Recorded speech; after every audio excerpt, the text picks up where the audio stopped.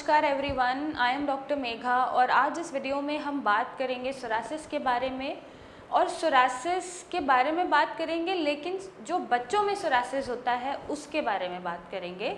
जो बच्चे 16 साल से कम उम्र के हैं, 14 साल की कम उम्र के हैं, हम उनमें सोरासिस के बारे में बात करेंगे। समझेंगे कि बच्चों में सोरासिस कैसे हो जाता है, क्या बच्चों में भी सोरासिस हो सकता है, ये क्वेश्चन होता है, और होता है तो इसे ठीक कैसे करना है। तो ये सब क्वेश्चंस के आंसर मैं आज आपको दूंगी। साथ में मैं अपने ही किसी पेशेंट की वीडियोस आपके साथ शेयर करूंगी जिन्होंने ऑलमोस्ट 3 महीना अभी तक ट्रीटमेंट खाया। जनवरी में शुरू किया था और आज मई स्टार्ट हुआ है। ऑलमोस्ट 3, 3.5, 4 महीना ट्रीटमेंट खाया है। उनका बच्चा अप्रॉक्सीमेटली 3-4 साल का है और वो सोरासिस को बीट कर चुका है।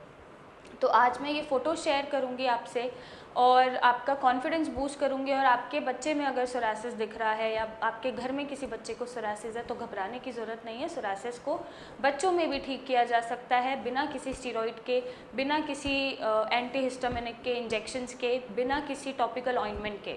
तो आप ये वीडियोस देखिए कि आज से 3-4 महीने पहले बच्चे के क्या कंडीशन थे या अभी 3 महीने ट्रीटमेंट खाने के बाद वो ऑलमोस्ट ठीक है, पूरी तरह ठीक हो चुका है, सोरासिस को रिकवर कर चुका है। हल्के से स्कार्स रह गए हैं या 1-2 जगह पे कहीं छोटे से पैच रह गए हैं।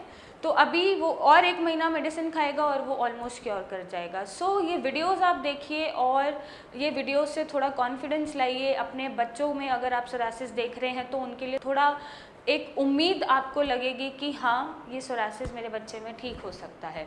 तो अभी वो और 1 महीना मेडिसिन खाएगा और वो ऑलमोस्ट क्योर कर जाएगा। सो ये वीडियोस आप देखिए और ये वीडियोस से थोड़ा कॉन्फिडेंस लाइए अपने बच्चों में। अगर आप सोरासिस देख रहे हैं तो उनके लिए थोड़ा खुश फील हुई, थोड़ा एक उम्मीद आपको लगेगी कि हाँ, ये सोरासिस मेरे बच्चे में ठीक हो सकता है।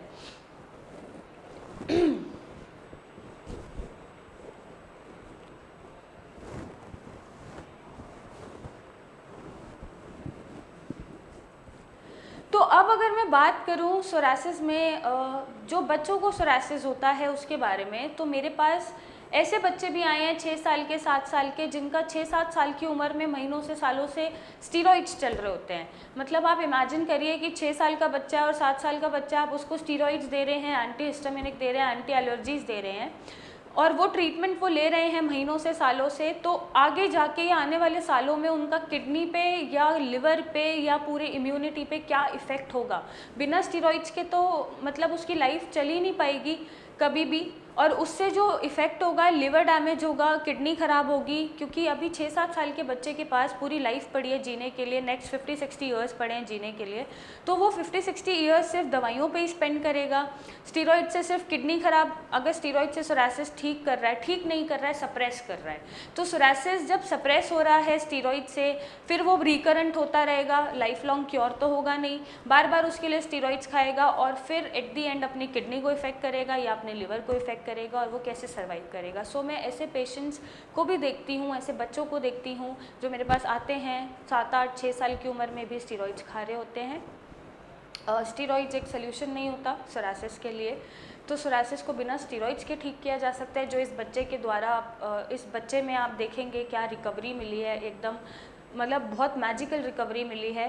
विदिन 3 मंथ्स, 3 महीने में ही हम उसका सोरासिस ठीक कर चुके हैं और होपफुली अब वो वापस नहीं आएगा। अगर वो अपना लाइफ मेंटेन करके रखता है या उसका डाइट मेंटेन करके उसके पेरेंट्स चलाते हैं तो वो सोरासिस वापस नहीं आएगा। अब हम जानेंगे कि बच्चों में सोरासिस कैसे हो जाता है। सबसे पहले तो अगर बच्चे के पेरेंट्स में या उनके पेरेंट्स में सोरासिस के जीन्स हैं या किसी ऑटो इम्यून डिसऑर्डर के जीन्स हैं तो बच्चों में सोरासिस मिल सकता है।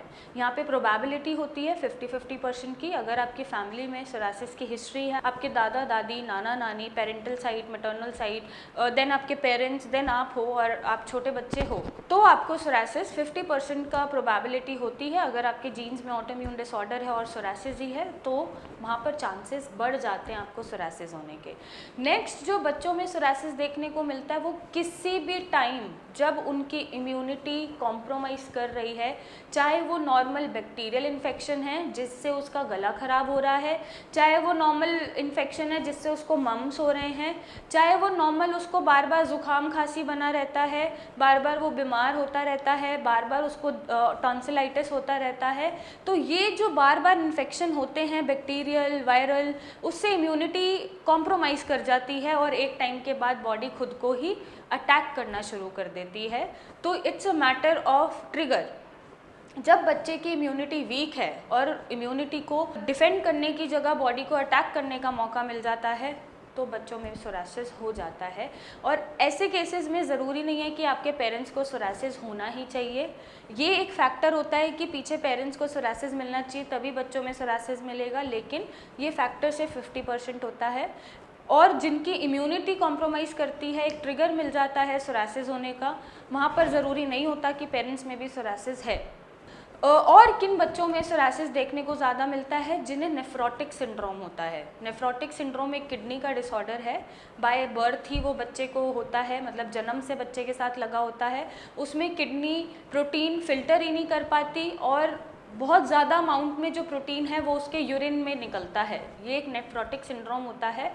ऐसे पेशेंट्स में अक्सर क्योंकि ये बच्चों में ही पाया जाता है, जन्म से पाया जाता है, तो ऐसे केसेस में अक्सर बच्चों को सोरासिस भी हो जाता है क्योंकि ऑब्वियसली किडनी फिल्टर नहीं कर रही, टॉक्सिन्स वहीं इकट्ठे हो रहे हैं, यूरिन के थ्रू प्रोटीन ज़्यादा जा रहा है और ऐसे में जब इम्यूनिटी कॉम्प्रोमाइज़ कर रही है तो ऐसे बच्चों में भी सोरासिस जैसे दिक्कतें देखने को मिल जाती हैं।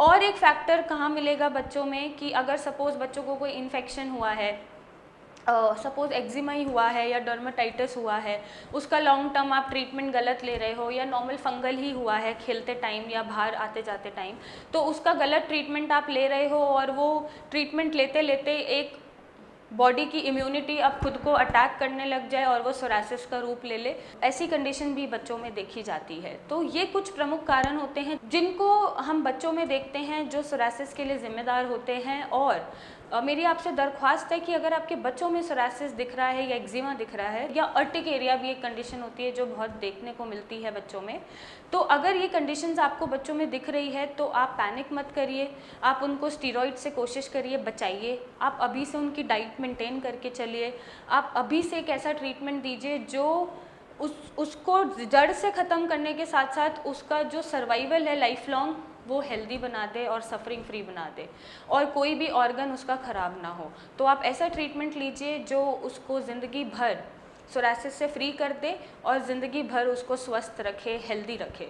अगर आपको सोरासिस की प्रॉब्लम है या आपके बच्चों में या फैमिली मेम्बर में कहीं भी सोरासिस, एक्जिमा, अर्टिकेरिया दिख रहा है और आप उसको क्योर नहीं कर पा रहे हैं, तो आप नीचे दिए गए नंबर पे कांटेक्ट करिए, मुझसे आके मिलिए, मेरी टीम से कंसल्टेशन लीजिए, हमें नीचे दिए गए नंबर पे व्हाट्सएप इमेजेस भेजिए और एक सोरासिस का परमानेंट क्योर, एक सही उपाय पाइए। So thank you and take care.